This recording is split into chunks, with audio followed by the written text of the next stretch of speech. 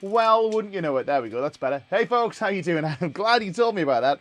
I would have ranted about this forever. I've hit a button on my foot switch, which has changed all of the touch panels on my little streaming mixer down here, which I don't look at because I probably should, but it's all the way over there. I'm so used to doing things on autopilot here.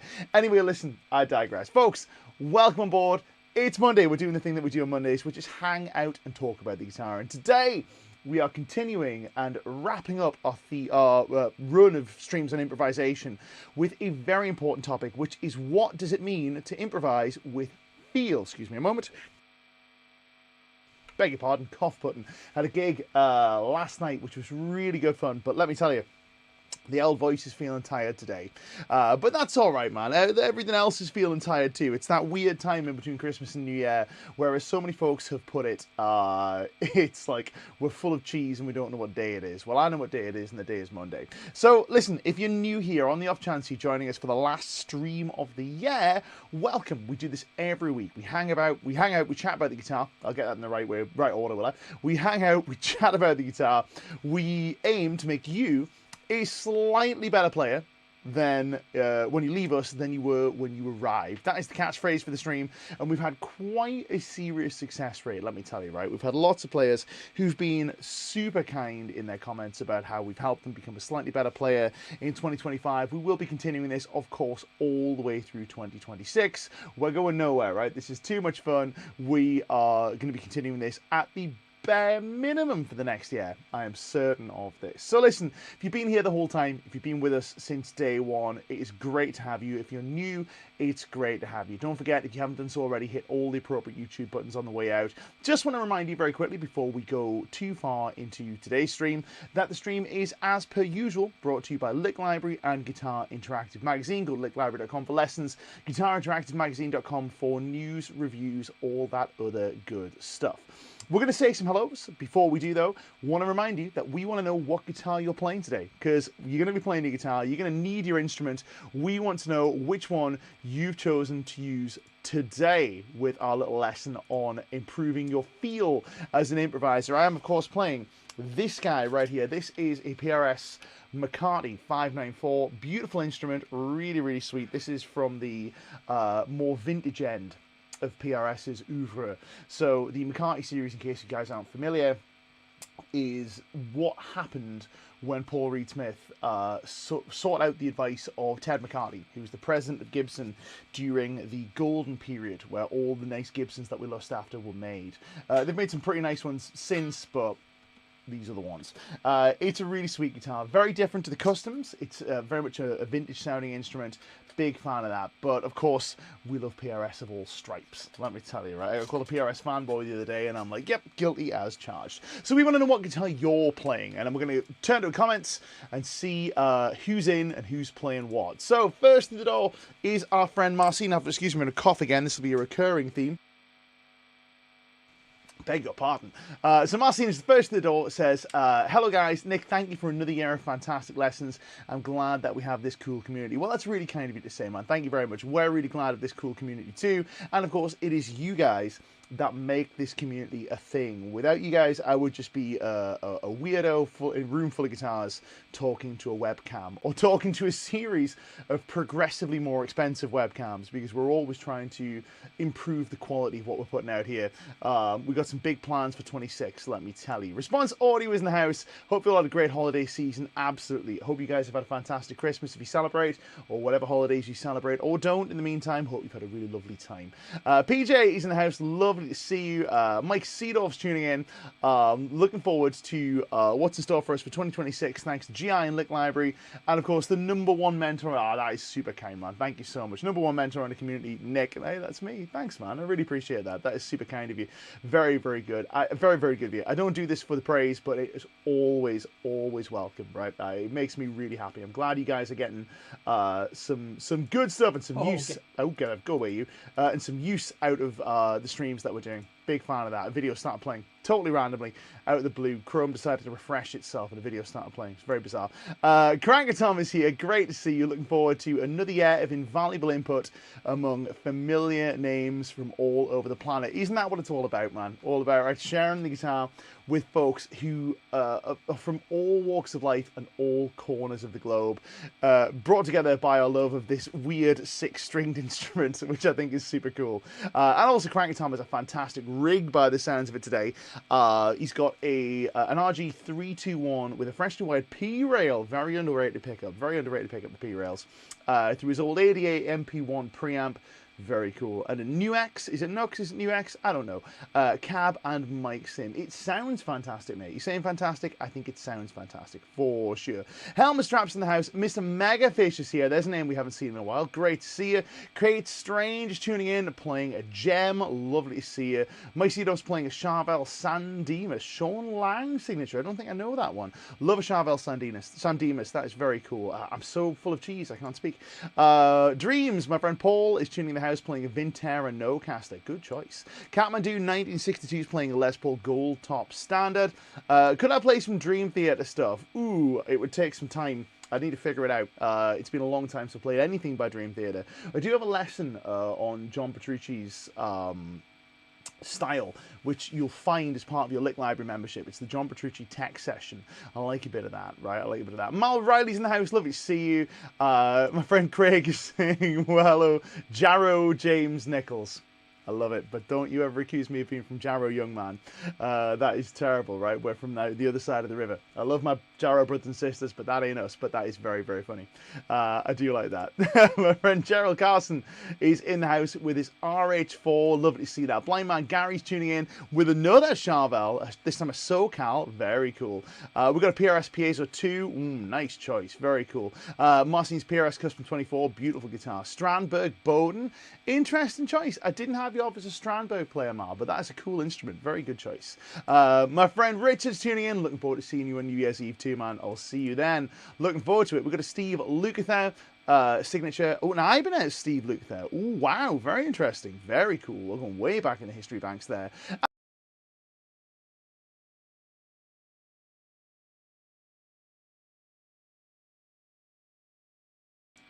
And of course, my friend Nick Harrison's in the house. We've had nothing but technical issues so far tonight. It's going to be one of those nights, I think, but that's all right. It's absolutely fine.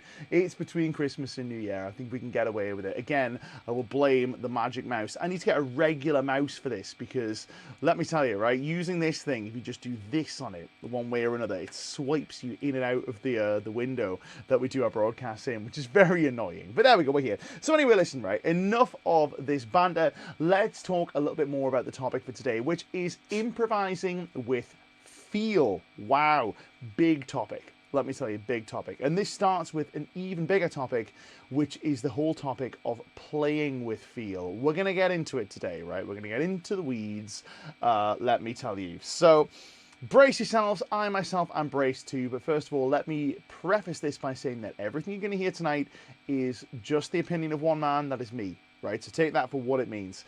But if it wasn't my opinion, I wouldn't be telling you. And, you know, it's basically the long and long of it. So you can think about everything I'm saying on this is my opinion on all of these streams. But I think some of it is useful. I think quite a lot of it is useful. Otherwise, I wouldn't be sharing this with you. Mal Riley says, without making a face look in pain. I've been accused of having bored face when I play the guitar because I just kind of like zone out a little bit and then occasionally go so I have a very expressive face apparently, but apparently I make a very bored face when I'm playing the instrument. I don't mean to. That is not my intention. So let's talk about it, right? First of all, before we do this, we need to start with some definitions. And the first definition we're going to work with is the definition of feel, playing with feel. And I've thought about this long and hard, and I've come up with the idea that you can basically boil this down into three things, in my opinion. Three things. The first of which is playing in such a way that you are respectful to the music. You have a feeling for the music. You are playing in a way where you are experiencing the music and responding to it. So playing with a feel for the music. That's one way we can define playing with feel, and one aspect of playing with feel. The next aspect of playing with feel is to play in such a way that it appears to an audience that you are feeling something. So you are conveying to the audience that you are experiencing something. This is a bit like the acting side of playing, where if you're an actor, maybe you're a non-method actor, maybe you're acting out a scene and the scene requires you to convey sorrow or loss or joy. You might not be feeling those things in the moment. You might just be feeling hunger or whatever, right? But I'm not an actor, I don't know. But you are able to act in such a way that you convey those emotions to an audience. So that is part number 2, which is convincing an audience that you are feeling something. First one is playing in a way that respects the music and you have a feel for the thing that you're playing. So you are feeling the music and experiencing it. The second one is convincing an audience and convincing a listener that you're feeling something while you're playing, you're feeling some emotion while you're playing. And the third one is to evoke emotions in the listener themselves, make the listener feel something. So those are the 3 things we can talk about when it comes to playing with feel. And we're going to go through these in a reasonably methodical way with a focus on improvisation, but this also applies to all of your guitar playing. So we're going to begin with perhaps the easiest one to teach, which is convincing a listener that you're feeling something. And this comes down to your command of expression on the instrument. Comes down to your command of expressiveness. So we need to quickly go back over our expressive techniques, the expressive tools that we have available to us as guitar players. And for this, what I'm going to do is I'm going to quickly demonstrate an example of playing that will be nice, but I won't be super expressive with it. And then I'm going to start expressing some stuff in my playing. I'm not actually going to be expressing anything. I won't be thinking about, oh my goodness, you know, this awful thing that happened to me, or this wonderful thing that happened to me, or, you know, those poor children on the adverts this time of year. And I won't be thinking about any of that. I'll just be thinking about watching the comments in the stream and making sure the cameras work. But I will start to make my playing appear more expressive, to appear as if it is expressing something through my use of expressive techniques. Let's get about it. Let's start with a very bare bones, non-expressive style of playing. Turn the monitors down a little bit so we're not crushing everything with volume. I think the track's a little hot. Let me just pull that down a touch. That's better. Let's find that balance. We've started with technical problems, so we may as well carry on. Okay, some non-expressive playing, let's say. It'll be nice enough.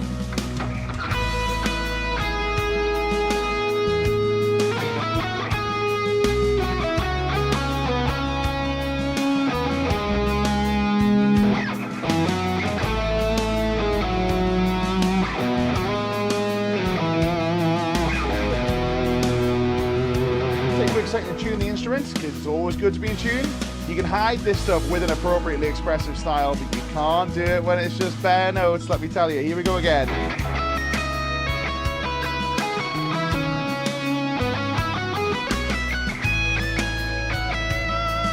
Ooh, crept in there. That's fine. Let's start to bring in some expressive elements here.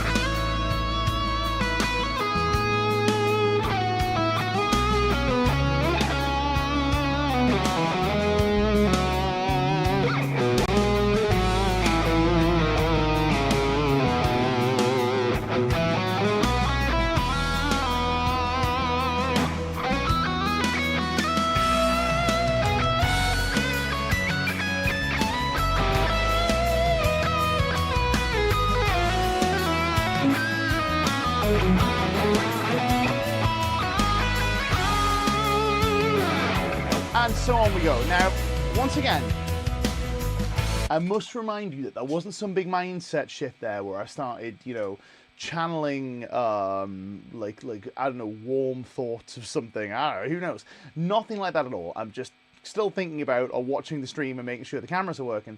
But I was able to evoke something in my playing that perhaps made it more convincing that I was experiencing something. This is the acting side of playing, which is using your expressive techniques to convince someone of either the feeling that you're feeling personally or the feeling that you're trying to convey in your playing. And this boils down to a few things. It boils down to some left hand expression, some right hand expression. In the left hand, we have the combinations of legato technique, bends, vibratos, and slides. That's kind of it. Now, legato technique we use in the expressive sense here as a dynamic thing, which we're going to use more extensively on our right hand, so we'll save that for the right hand discussion. So slides, vibrato, and bends. A few ways we can do this. We can use these either as transition notes to make things sound more interesting and sound more expressive as we move from one note to another, which emulates the way human voices will express when they move from one note to another. So examples of this might be to take a fairly simple passage like this and express the last two notes as, or even slower. Transition maneuvers. We can do the same with slides.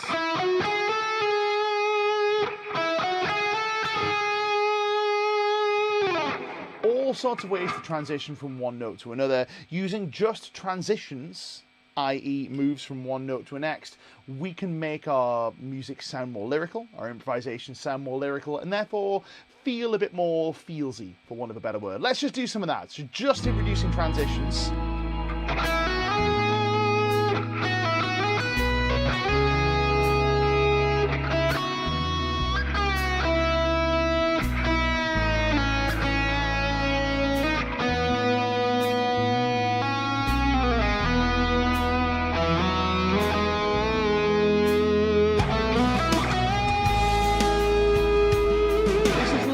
Just bring in different ways of getting from one note to another. We would call these transition techniques, where we move via a bend or via a slide from one pitch to another pitch. It's not the only way we can do this stuff, though. We can also use our transition techniques, slides, bends, etc., as ways of decorating the beginning or the end of a note. Typically this is called onsets in vocal pedagogy, and rather annoyingly it's called offsets as well. Onsets and offsets. And I'm like, don't call it an offset, man. That's like when you offset something like this. Like, but I don't know. Teaching singers, it's an interesting thing. So starting with ornamenting the beginnings and the ends of notes, we can do things like this, where we take our slides and we use it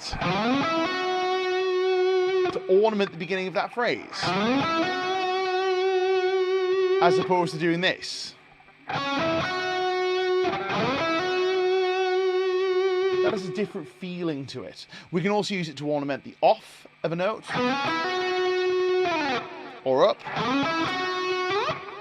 or we can do it with bends. We can go like this, as like a little transition ornament.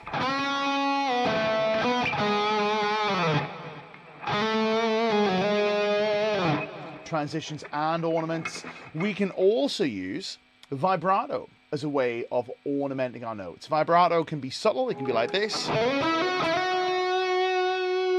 where we're barely moving the note and we're doing it real slow. It can be fast and shivery like this,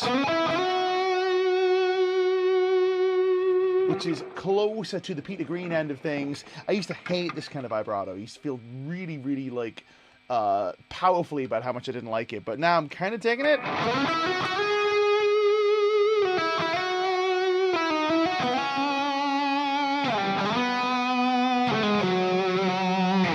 It has a certain feel about it, a certain like, almost like a shiver, which I kind of like. But we can also make it more operatic and more wide and swinging and singing like this.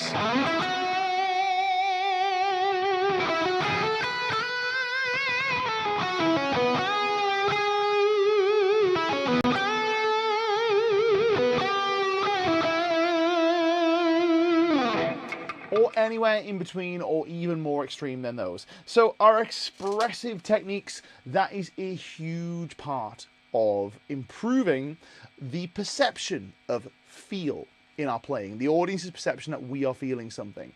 So let's take a look at what happens when we just bring in, we literally just bring in some of these left hand expressive tools. I'll try and keep the right hand expressiveness to a minimum because we're going to talk about that too. So this is your command of expression.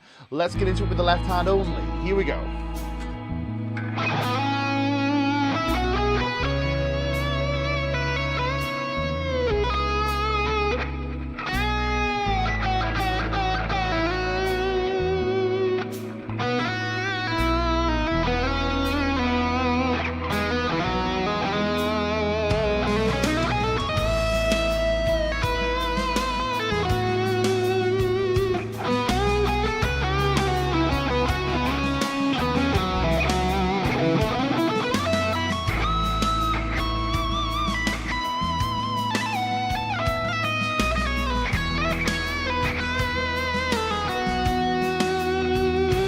Lots of fun. Now, immediately that sounds more like we're playing as if we have some feel, We are being expressive with our playing, but this is only the very tip of the iceberg.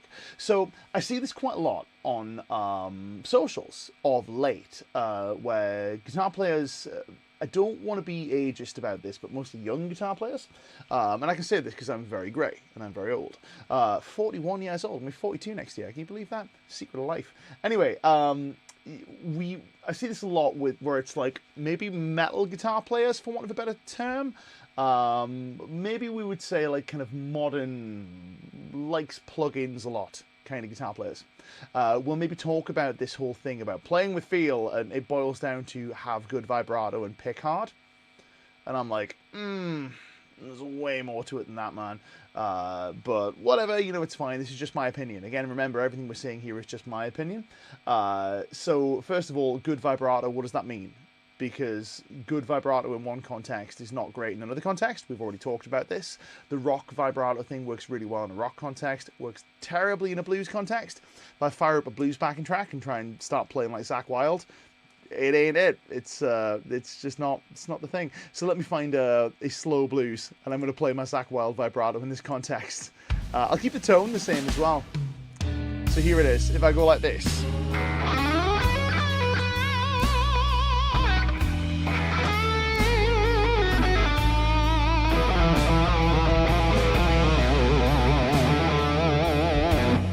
Yak. Awful.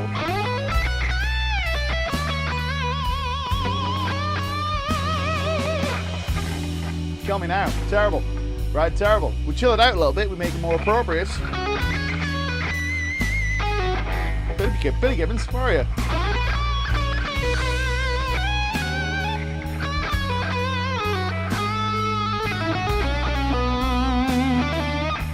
Much more appropriate.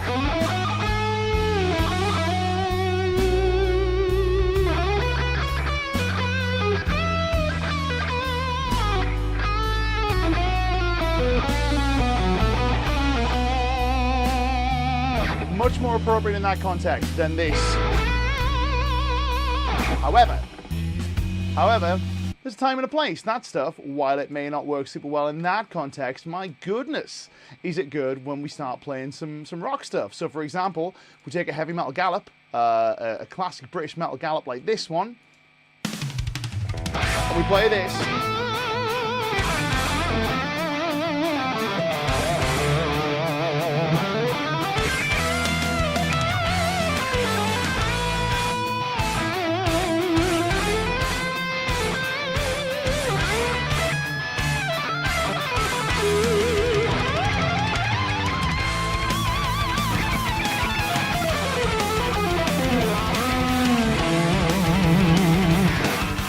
Works a treat.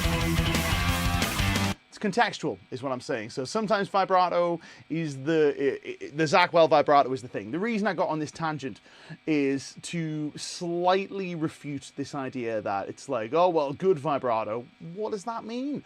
It's appropriate vibrato is the move. I used to be one of these people who was like, good vibrato, bad vibrato. I'm like, it's more to it than that. Way more to it than that. And sometimes bad vibrato is good in a different context, and good vibrato is bad in a different context. But anyway, I digress. So those are left-hand expressive techniques we're talking about. Sliding, vibrato, etc. Let's talk about right-hand expressive techniques. And again, we'll keep this quite simple, but this boils down to the following. We'll go to 2 hands cameras for this one. Oh, I'm just slightly off shot. Let me just go right here and try and guide the camera's focus to where my hand is. There we go. Nice. Okay, so a couple of things. First of all, when we talk about right hand expressive techniques, one of the most obvious ones is dynamics. So how hard are we picking? And if we have a nice gainy sound, like the one I'm playing on right now, we can use that dynamic to control the tone of the note more than necessarily the volume of it, because the volume won't change. But if I play softly, the tone becomes smooth and goes ooh. If I pick hard, we get a more pronounced clack at the start and the tone goes ack. But this is way more pronounced if we pick softly and we pick hard and use a little bit of finger on the string and a bit of an edge on our pick. Let me switch to a white pick so you guys can see what's going on here. There's my white pick. Use a bit of an edge on the pick.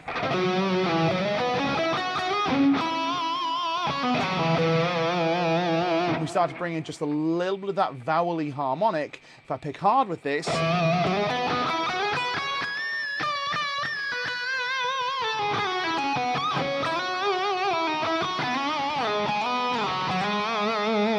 start to get that big upper partial coming through. However, if we start to pick softly with this,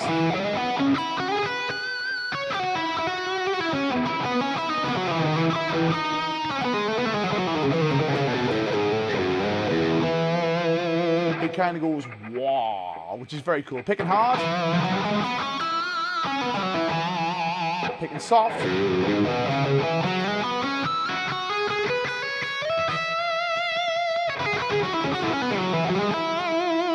It kind of goes wah, for want of a better word. Now, this dynamic approach is one that will need to be mediated by how much gain you're using. If you're using a lot of gain, you can be extremely dynamic with your playing, because those soft notes and the very loud notes will come out at about the same volume. They'll just have a slightly different tone to them, which is quite cool. Another tool we can use, in addition to this vowel shaping, is muting. And I don't just mean palm muting. We can palm mute notes to make them go ooh. So we get this.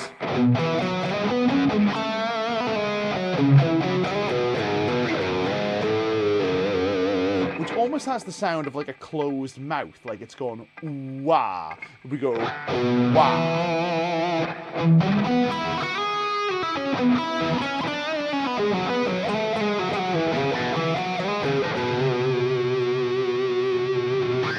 We can, in addition to this, use muting in our right hand to control note duration, which gives us this.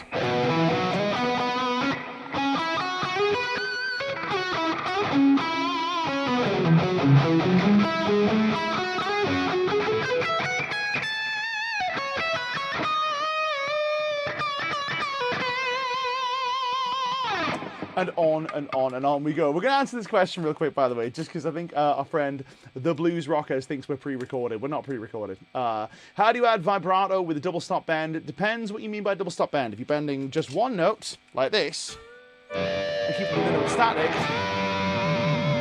my favorite approach to this is to put vibrato only on the bent note. And the two notes kind of clash against each other, which is pretty cool.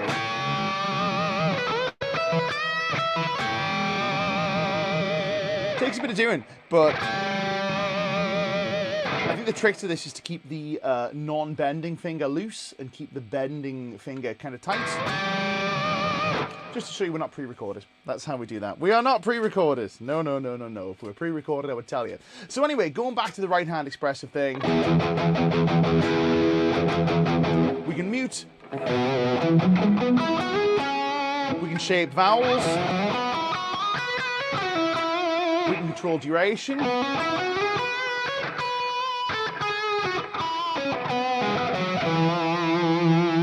can use dynamics.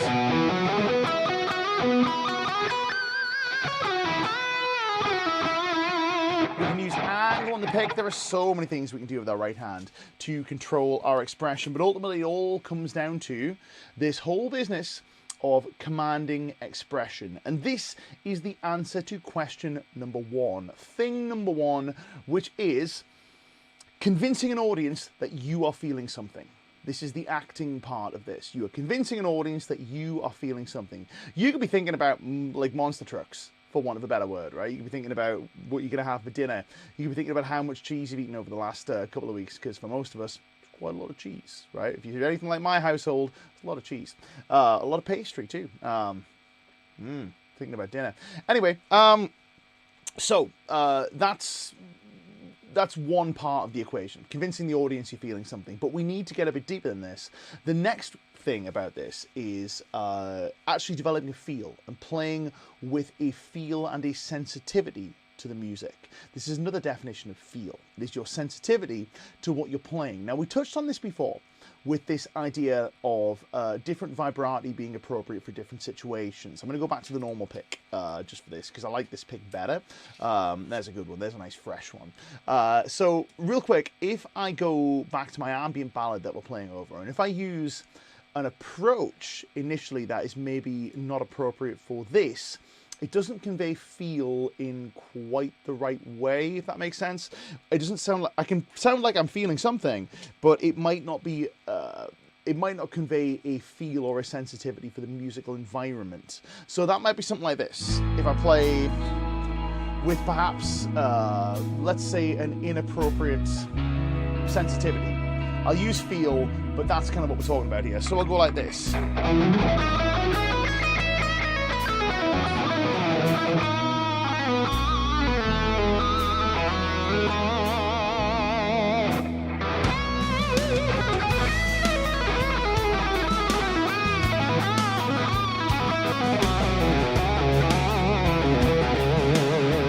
It's fun, it's cool.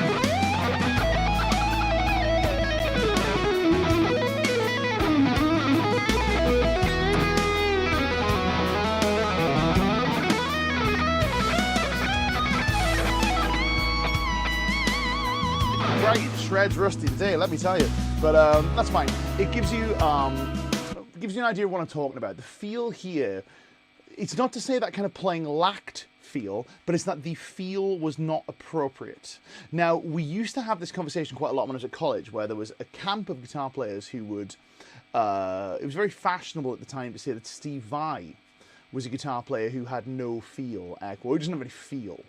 And it's like, no, Steve Vai has a fantastic feel, it's just not a feel that you would associate with certain feel players. If your barometer for feel is a player like Gary Moore, wonderful player, huge Gary Moore fan, but that's the only way you can accept feel, then you will take a listen to something like Tender Surrender or For the Love of God and go, there's no feel there. But there's huge feel, it's just different feel. And it's a feel that is appropriate for what Steve is playing and for what Steve's trying to express. If we very quickly go back to a rock track, for example, let's maybe try this one in 5/4. This is a good fun one. Where have I put it? I had it just a second ago. Here we go. This is like the grunge style track that we've got. I love this. This is a track where we might change our feel to be appropriate to the music that we're playing, to have a sensitivity for the style. So here what I may do is I might take that aggressive approach before.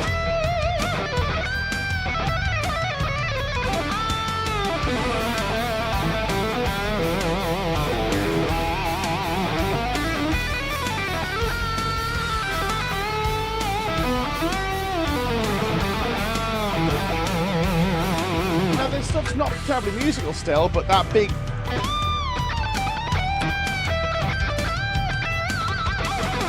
aggressive touch, really appropriate for this. That works really well. So that's a fun thing, but if I take that same approach and I apply that to, say for example, the blues track that we're playing over before, or even worse, if we put over this one, which is Peter Green's blues track, or the Peter Green style track that I concocted.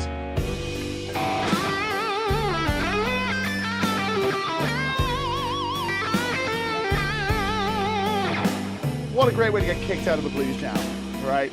The point with this is feel is contextual. Feel is contextual, and this is just the segue from our expressive techniques and our command of expression into actually being sensitive to the music you're playing. So let's talk about that. And this is where things like note choice, rhythmic command, and listening and responding all these things that we've talked about in the last few streams, this is where they really come in clutch, which is taking a moment to actually focus your attention not on your own playing, but on the musical context, the broader music that's happening around you. When you're listening, are you listening to just yourself, or are you listening to everybody else, or the track that you're playing over?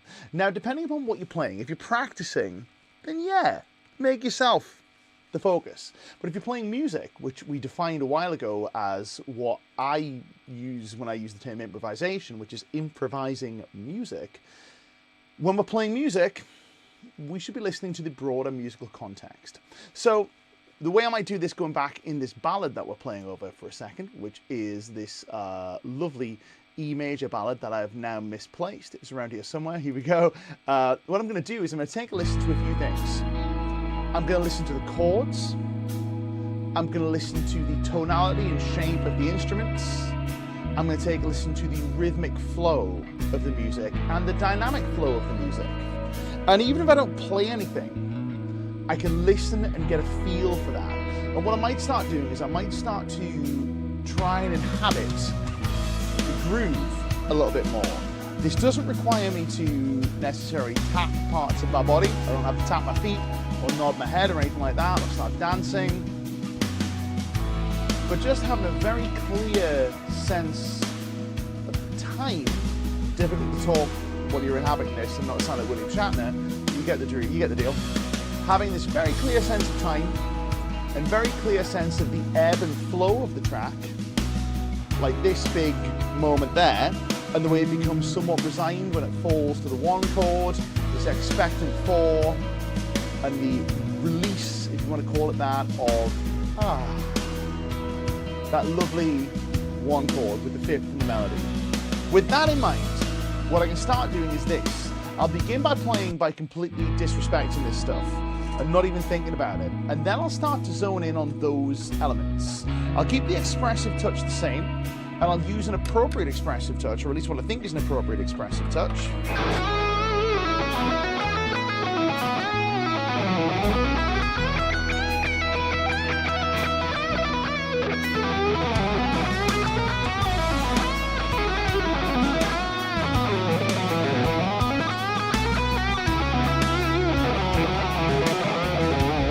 I mean, it's fine.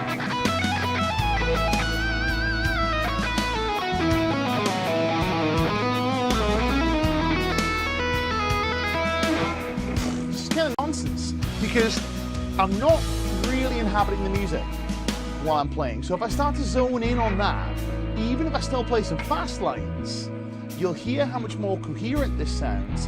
And all I'm going to do is turn my attention from listening to myself to listening to the track.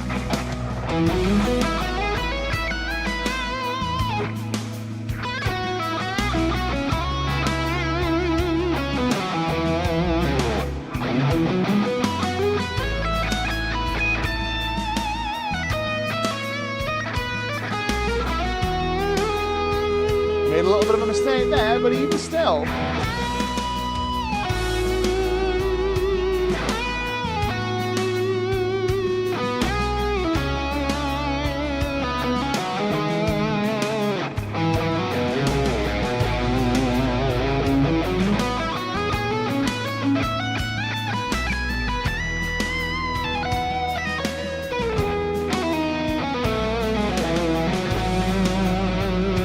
Point for this is, look, I don't even have to get it right.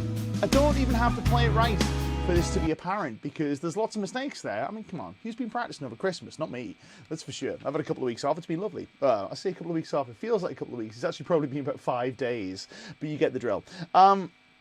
Point with this is just having this awareness, having this little sensitivity to what is going on in the music, and listening to the music and trying to match what you're playing to the flow of the piece and to the rhythmic pulse of the piece, and just trying to kind of fit in, like fitting in with the flow of traffic, right? You just do it automatically. You just start to fit in what you're playing to what's going on around you, and lo and behold, the result is something quite nice, I think. Anyway, I think it's a big difference. Of course, you know, again, this is just my opinion. Just the opinion of one guy, that guy being me. So, going a little step even further with this, right, is, as Marcin has rightly pointed out, is repetitions. Repetitions, love a bit of that. This is the big picture stuff. So the first one we talked about is convincing people that you're feeling something. That's easy. You just play with some degree of expression. People will go, okay, that guy's putting some effort in. It's not playing like a robot. Second thing is playing with respect to the music and playing with a feel for the thing that you're playing over, be it a style, be it a track, be it a jam that you're playing with your band or somebody else's band or whatever, having respect for that. This is the more challenging one, which is making other people feel things. Not just making people think you're feeling something, but making other people feel something themselves. Much more challenging, much more difficult. And the way to do this is to structure your playing on the fly in a way that makes sense to a listener. I'm going to say that again. Try and structure your playing in a way that makes sense to a listener.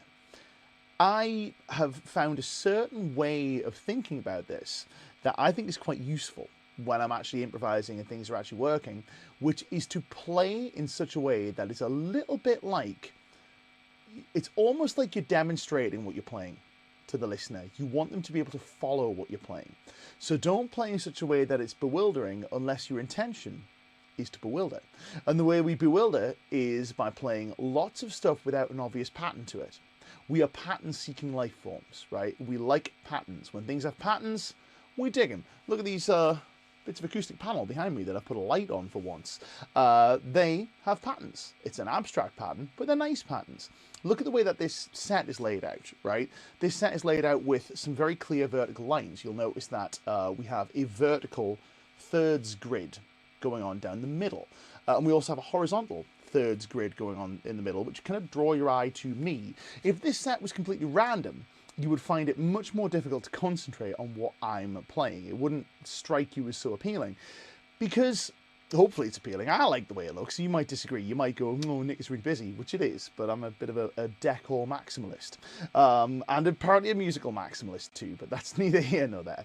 So yeah, this idea that you structure a set, a place that we film from, in such a way that it guides the audience's eye and makes order of all this stuff that I've got lying around, is similar to the way we structure our playing. We structure our playing in a way that has patterns and has obvious patterns that a listener can latch onto. Now, it can be too simple, it can be too easy, and it can be a bit dull if we're just the same pattern over and over again. But if we apply our patterns in conjunction, a pattern-based playing, let's say, or playing with patterns, playing with repetition, playing with some kind of sense of leading the listener along, and giving them a hand and helping them through the music, if you apply that in conjunction with your expressive techniques and in conjunction with all of the other things we've spoken about, which are things like playing with sensitivity to the style, playing with an appropriate sense of an appropriate use of expressive techniques and an appropriate use of note choice. We've been all over this in the last few streams, if that makes sense. Identifying patterns and playing them, that's a great way to make someone else feel something. Let me show you what I'm talking about here. We'll take it through stages. So the first thing is I'm going to convince you that I'm feeling something, right? I'll convince you that I'm feeling something here.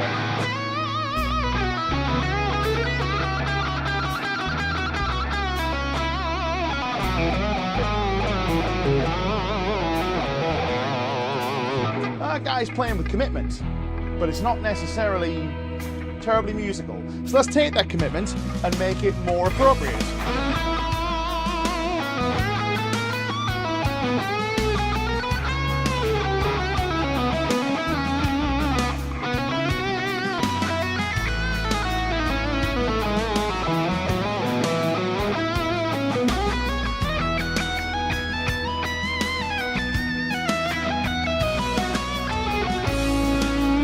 It's okay. Pretty good. Some nice lines coming out there. It's really difficult to not do this. I've tried to cultivate it so much in my playing. But the next thing we're going to do is we'll take the same idea, but this time I'm going to try and present it in such a way that a listener, hopefully you, could make a bit more sense of. by introducing some repeated melodic figures, some motifs, etc. So I might play this.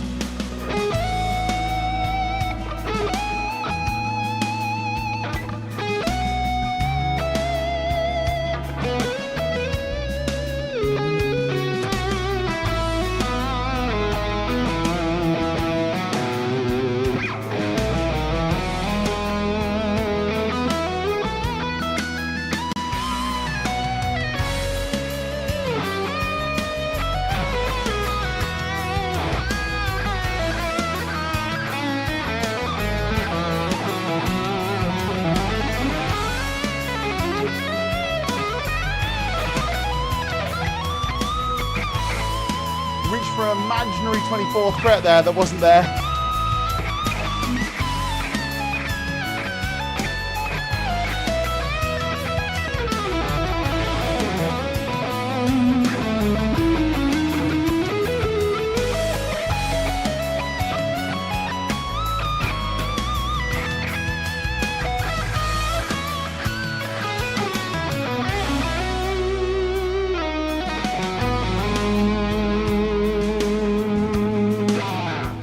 That is a little closer to our goal, which is to play in such a way that it appears, it exhibits feel, let's say.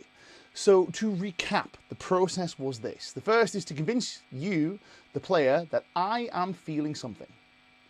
The second thing is to play in such a way that the feel that I am feeling, or the feel that I'm conveying to you, jives with the music that I'm playing, i.e. is an appropriate feel. It isn't just a wildly inappropriate feel for what's going on.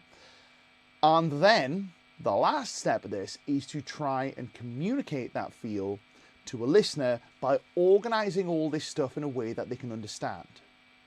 And that comes down to patterns. It comes down to repeated motifs. It comes down to callbacks to stylistic norms. Being disruptive when it's appropriate and being less disruptive when it's not appropriate, balancing that stability versus instability, etc., etc. We've got so many resources on this. We've done a whole month with the streams on this topic. So if you want more information on any of these individual topics, go back and check out the last 5 streams we've done, right? And while you're there, give us a thumbs up, give us a subscribe, all that sort of good business. Now, folks, I'm sure you have questions, so we're going to take as many of them as we can in the next 10 minutes we have together. So let's go to a few of them. We've got some comments as well. I love a bit of this. So here's one from Response Audio. Speaking of feel, the hair stood up on the back of my neck at a BB King show. My goodness, right? What a guy. What a guy, right? BB, the king, the master, right? The best at this sort of stuff. What a beautiful player BB was. And the epitome of feel. He's one of these guys that everybody talks about when it's time to talk about feel players. Even though BB was quite an intelligent, quite a thinking player. Wasn't necessarily a chops monster, but was definitely a thinking player in terms of hitting changes, let's say. But we think of BB primarily as a feel guy, because he was so able to communicate this stuff in a way that made you feel something and convinced you that he was feeling something and that you were sharing an experience together. Powerful stuff. Powerful stuff. Totally get that. Here's a good one from our friend Life Once Lived. A very good question. Saying, I get lost in the music. I get too lost in the music to make patterns. I know the whole neck and scales. I just never repeat phrases. Well, that is something that we all struggle with, is you've learned all the stuff. Now, what do you do with it? And how do you make music with it? We've got a whole bunch of streams on this. So I'm going to encourage you to go and check them out. It's the last few that I've done. Because, of course, Sam comes into streams too. Danny does streams as well, etc., etc. We need Rich on some streams. And then the whole team is together. We need Eliza on some streams. And then the whole team is together. Kim's going to host one? Maybe. Who knows? Kim's a great guitar player. Anyway, so I digress. Entirely. James could definitely do one too. Our cameraman, he's the man. Great player. We're all good players here, I think. Anyway, not commenting on myself, but I digress. So anyway, not talking about that. Go check out the last few streams we've done. But here's a quick primer on this for you, man. So the thing to do with this is when you are listening to your playing, which you should be doing as you're playing, you should be listening to what it is you're playing. Identify something cool.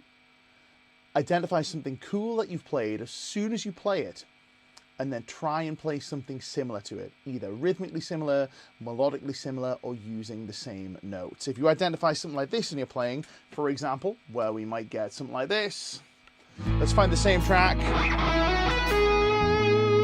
That little phrase, I heard that and I went, ooh, I'm going to play that again. We go.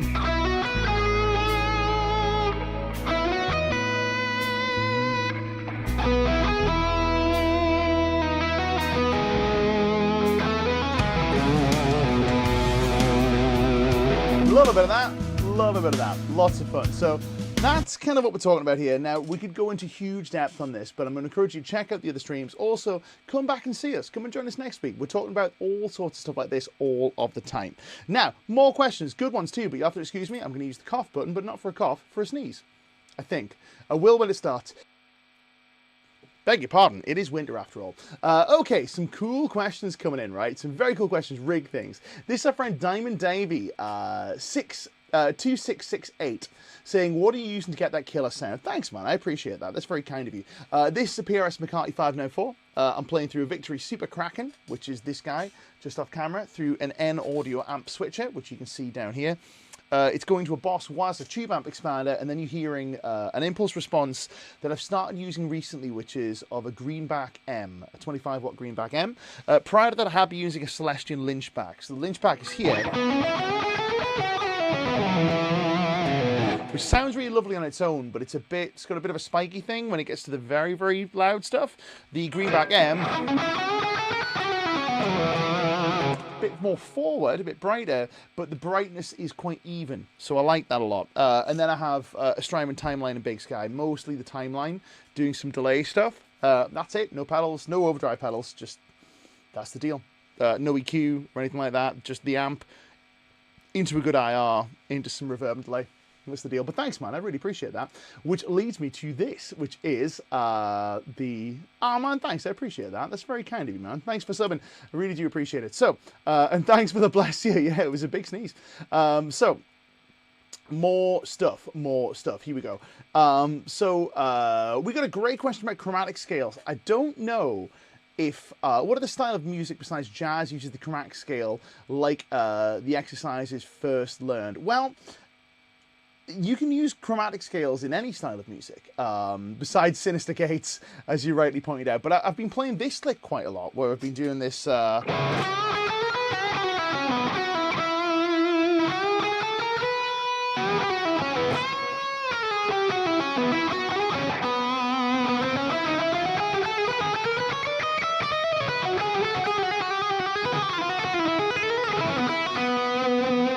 Well, that's a lot of chromatic scale stuff, but the point with the chromatic scale is that it's about, it's almost like, think of the, how can I put this? You might think of the chromatic scale as like a blank canvas. It's probably not the way of doing it. Imagine it's a sand pit. Here's what we do. The chromatic scale is a sand pit, and all of the sand is flat. And it is your job to keep the sand in the sand pit, but draw lines in the sand that make patterns. And the way we do this is we outline physically, like visibly outline things that would normally make sense within the chromatic scale. So if I take this arpeggio figure, for example, this is an E major arpeggio, there's the E, so it's E, 4 and 7, 5 on the B string, 4 below, we can go like this.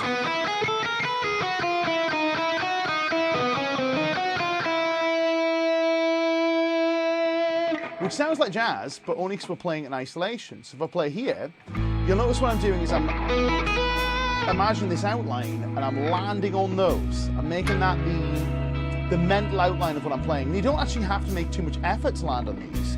You just have to imagine this as the outline. It'll kind of happen.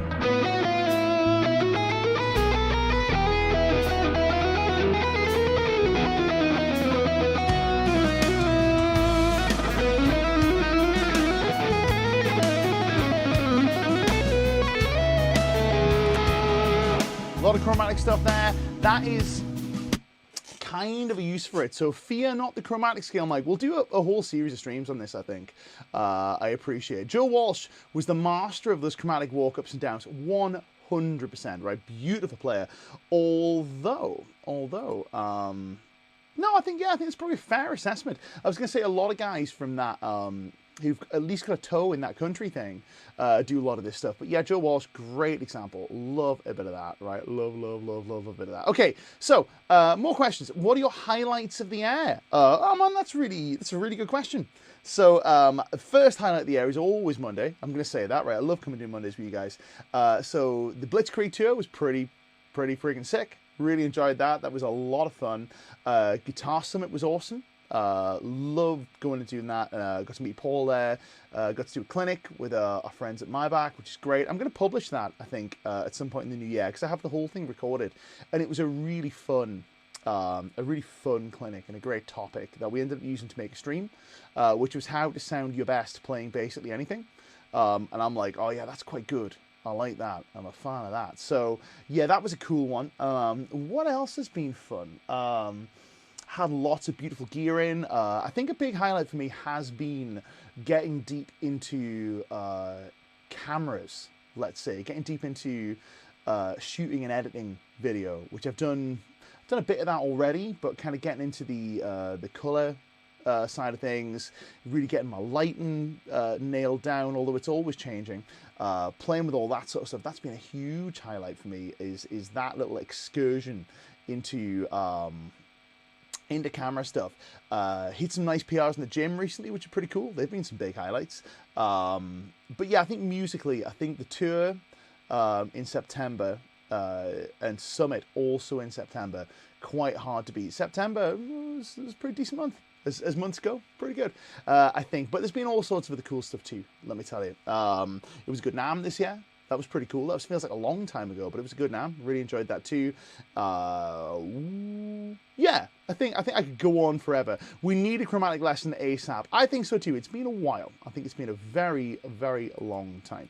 A very kind comment from our friend Zachariah Studios. Very kindly, man. Great teacher, bro. Thank you so much. What do you think whole tone atonal playing like Buckethead does? I think we're going to put this in with our chromatic stream, because I have a little theory about the we call it the whole tone pipeline, which is where you can get from a pentatonic scale to a whole tone scale via progressively out there choices, and there's a melodic minor switch in there somewhere. An example of this very quickly, and then I've got one more question I'm going to take, because I've already got it picked out. But an example of this, if we go to the rock backing track, if I start here, for example, so I'll go to this two cameras. So if I start in E minor, this is where it is, E minor pentatonic. A cool sound. And some Dorian.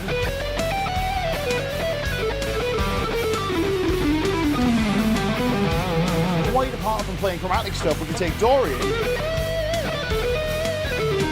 and push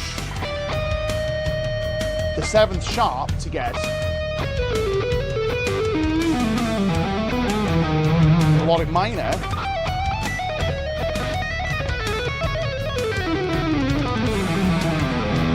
which is good fun. But then we can take this melodic minor and use this chunk of it, which is from 3rd, 4th, 5th, 6th, and 7th, flat 3rd, 4th, 5th, 6th, 7th. That's a little whole tone chunk. So now we can continue up in like F whole tone.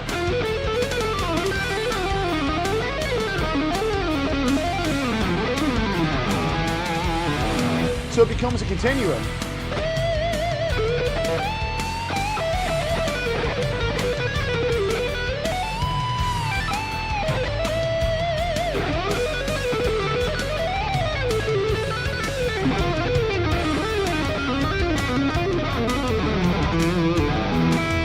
Lots of fun. Needs to be a bit more on for that, but you get the drill. So that's kind of my take on that, but I'll go into that in more detail in the future stream, I think, because there's some fun stuff there. We've got a lot of comments about the Dave Mustaine chromatic shapes, for sure. Ed Van Halen did a load of stuff like that too. Dimebag, Zach does a lot of stuff like that. Malmsteen does a surprising amount.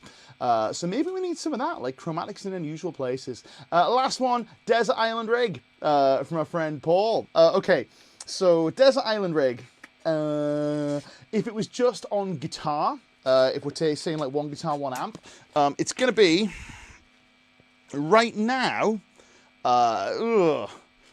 if I get to go back at some point, if I get to come home, and the guitar will still be there, then I'll leave the red guitar. If I have to take the guitar and all the other ones go in the bin, heaven forfend, the red guitar, the red PRS is coming with me.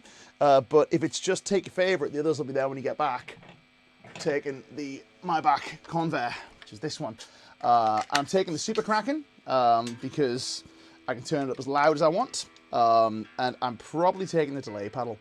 Any delay pedal will do. Delay reverb is fine. So that's probably the one, man. And it's the ones I end up using all the time. Cabs, give me something with greenbacks. Anything with greenbacks, I'm a happy Nick.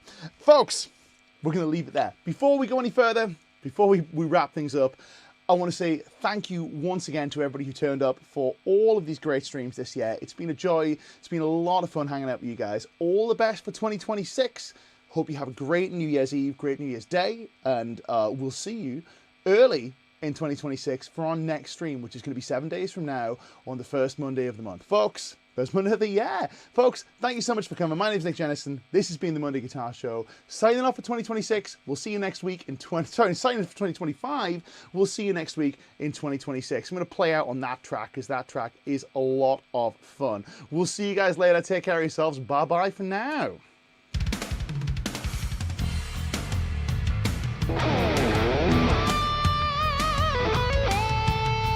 Thank you.